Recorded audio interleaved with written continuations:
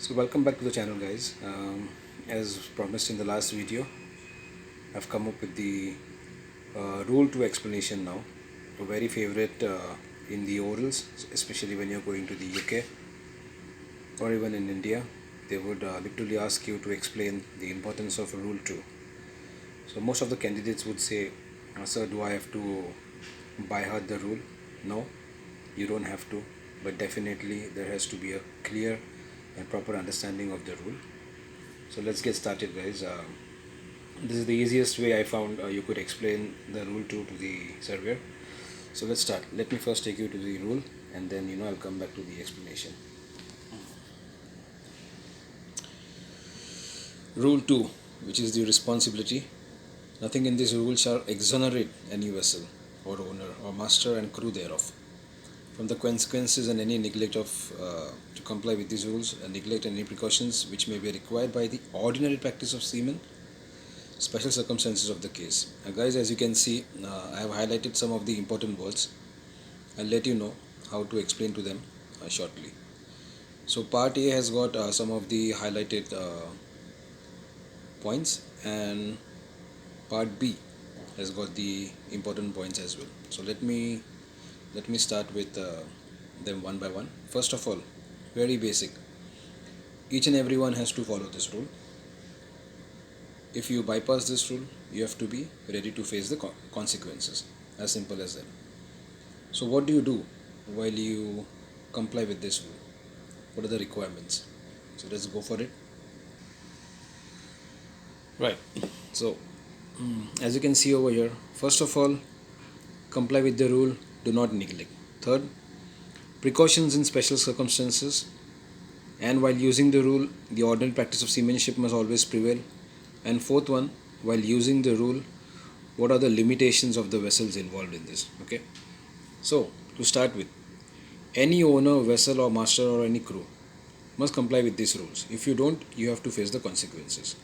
Now over here it uses a word which says ordinary practice of seamanship should always prevail. What does that mean?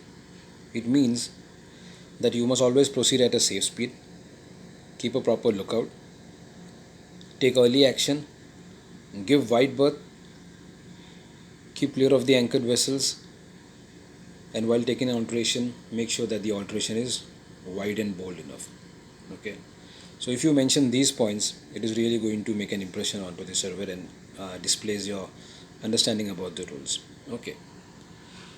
Coming to the next point, what do you mean by special circumstances? Special circumstances means you use this rule thinking that the vessel which is in concern to you, she might be having a rough weather, she might be in area of restricted visibility, or there might be a failure of the critical navigation equipment.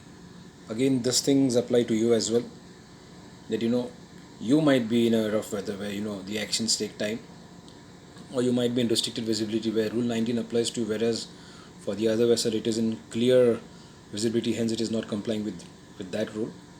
Or there might be a critical navigation equipment which is failed onto your vessel. So yes, you take actions as per that. Now why is this made? This is made so that if there are any loopholes into this rule number 2, this will be discarded. Say for example, anyone who comes up and says the rule 2 said you were responsible to take any action no matter what, or if I'm on a particular vessel and I want to blame the other vessel in the court of laws, I might just say he should have taken action as per rule number 2. So how does the rule 2 actually work? So in order to get rid of these loopholes, these particular actions on these particular circumstances have been mentioned in the rule, and the understanding is what I have just explained to you. Also, as I mentioned earlier, making a departure from this rule. This rule also states that don't just blindly follow the rules, but also give due regards to the dangers of the navigation. Say for example, if I have to explain to you how can you make a departure from the rules by using rule number 2. Say you were in a head-on situation. Okay, there was a vessel coming right onto your reciprocal course, and on your starboard side there was a patch, there was a shallow patch. Okay, Now you know, as per the rules, for a vessel which is approaching to you on your reciprocal course, you give one short blast on your ship's whistle and give a bowl alteration of course to starboard, and you pass port to port. This is what we've been always been learning. Now there's the same situation there, but you know, by going to starboard, you're going to end up and ground yourself into this shallow patch which is on your starboard side. So what do you do over here? Over here you make a departure from the rules.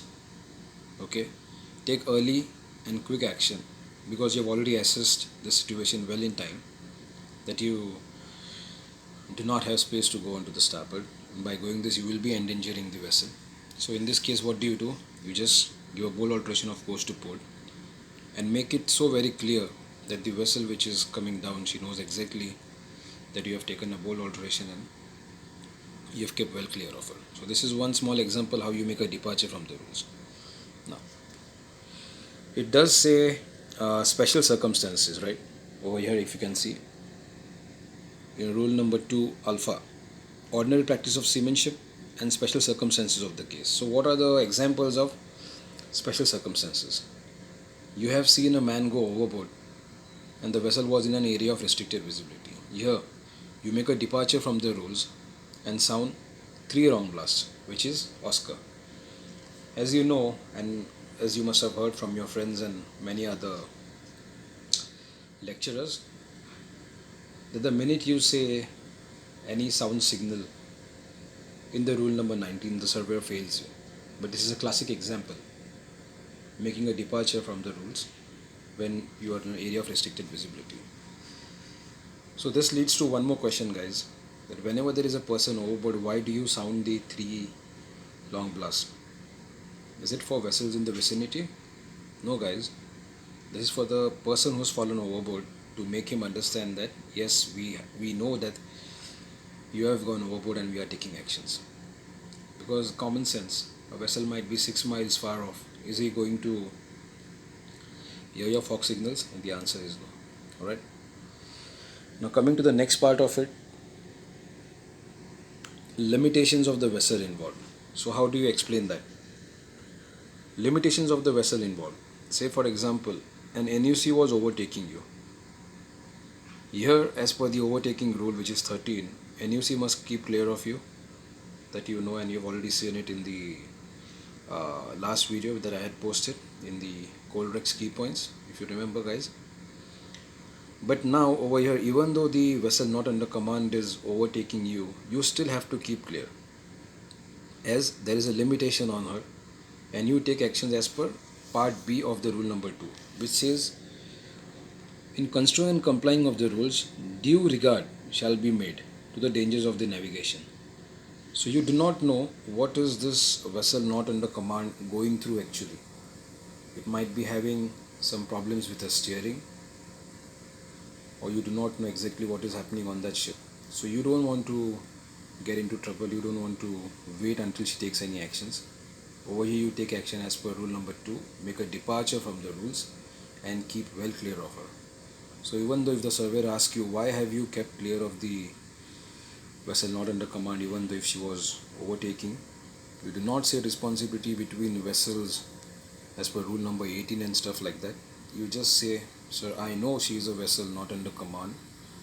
I do not know what the situation on the scenario is on that ship.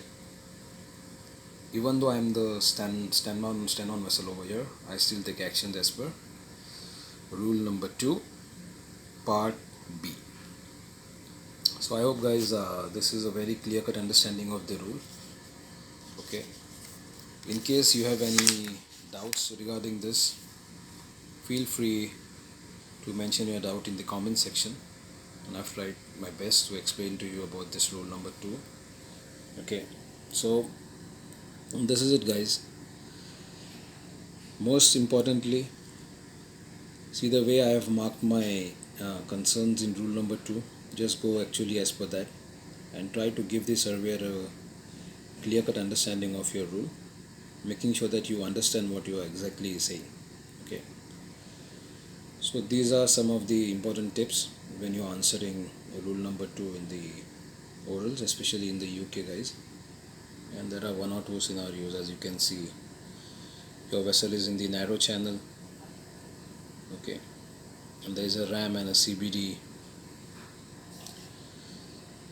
in the channel as well. So what do you do? So these are some of the scenarios that I have got. So in case you guys want to hear more about this, do let me know. Okay. And I shall be making a video on rule number 19, guys. So do let me know if you find this helpful. Okay.